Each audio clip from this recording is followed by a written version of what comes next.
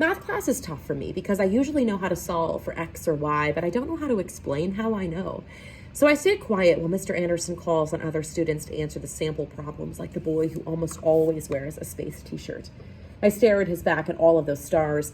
Sometimes it is comforting for me to remember how vast the universe is, how small our galaxy is in comparison, how I still live in the same galaxy as Baba and Isa and Fatima and Auntie Amal. I glance out the window at the trees that are shedding their final leaves. I wonder if it is exhausting to be a tree, to lose something year after year, only to trust that it will someday grow back. Winter arrives with a thud 2 weeks before Thanksgiving. Our teacher tells us that winter break doesn't officially start until December 21st, but the snow outside tells a different story. At school, we all wear sweaters, turtlenecks, an American word for a clothing item that makes me laugh, hats, gloves. One day, the heater in the building of our school gives out and we all keep our coats on inside. It feels like an adventure we are all having together. During Mrs. Ravenwood's class, Omar shivers. It is never this cold in Somalia. He is surprised that I am not bothered by the cold. Syria, I say, it is a country with many climates. Everyone in the class seems surprised by this. I like being able to surprise people. In Mrs. Ravenwood's class, we practice talking about the weather. At first, I feel silly practicing with Grace. It is cold. You will need a sweater. Is it windy? The sky is cloudy. But then I start to like being able to put into words the thoughts that are in my head. Grace feels the same way. She tells me, "But do you worry that you're going to forget your mother tongue?" It makes me smile the way Grace calls Korean her mother tongue. That means Arabic is my mother tongue, and it is my mama's tongue, but I've never thought of it that way before.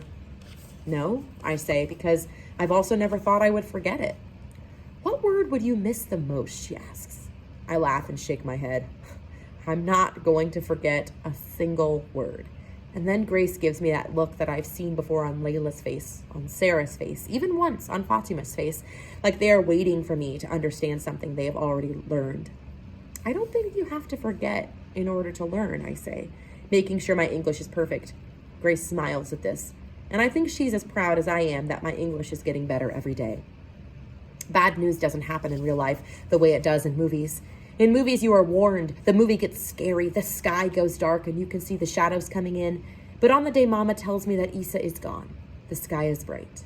And I'm happy because in math class, my teacher, Mr. Anderson, asked me a question in front of everyone and I got the answer right in English in front of everyone.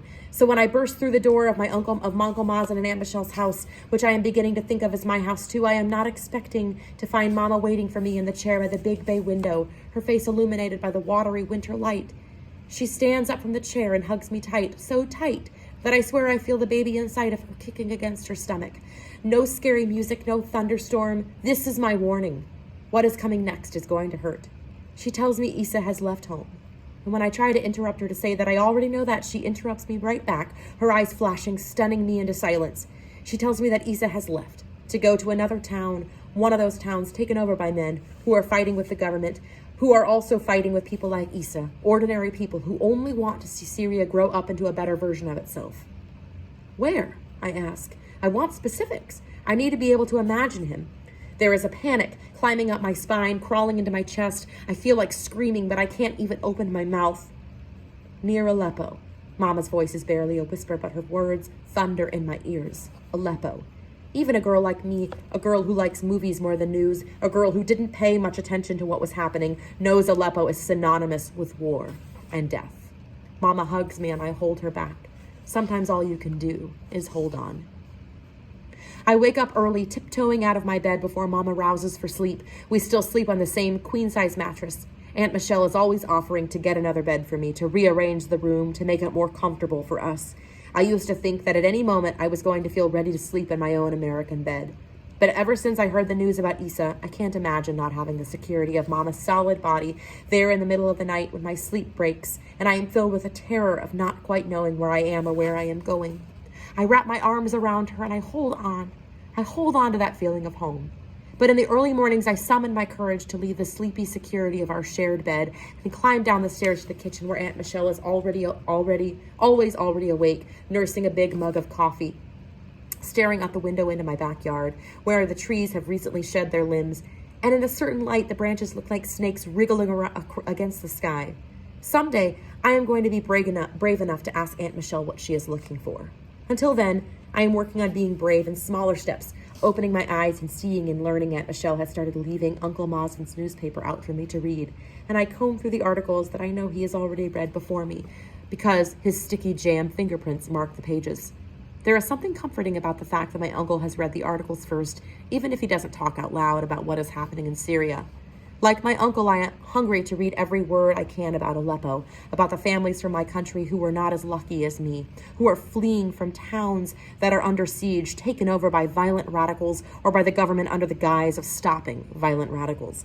I read about how Europe and America no longer want to allow people who come from my country to move to their shores for safety. I read about families stranded on shaky boats, trapped in refugee camps. I search every day for a mention of my brother, and I never find one. I search every day for a clue about why I deserve to be here in Aunt Michelle's kitchen, safe and fed, when so many others just like me are not. Lucky, I am learning how to say it over and over again in English. I am learning how it tastes sweet with promise and bitter with responsibility. The day before Thanksgiving, in every one of my classes, we are asked to talk about what we are grateful for. Mrs. Ravenswood explains that Thanksgiving is a time when Americans give thanks. She breaks down the word for us into tiny pieces so we can digest it, think about it. Ben shares that he is thankful for his father, that his father will have a long break from work soon and his whole family is taking a trip to New York City. Grace smiles at Miss Ravenwood and says she is thankful her English is getting better, and we all applaud her. Omar goes next. It takes him a moment to speak, and I wonder if, like me, he is searching for something to say, if he is struggling with how you can feel so lucky and unlucky at the very same time. I am grateful to be here, he says quietly. We all nod, because we all know what Omar is trying to say. But he can't quite manage to say in English what is almost impossible to say. We are lucky to be here when so many others aren't. But we don't understand the luck or why or how just the luck.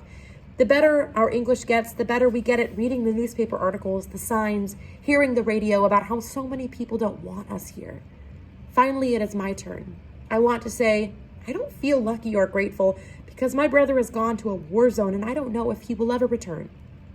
But instead I say, I am grateful for my brother.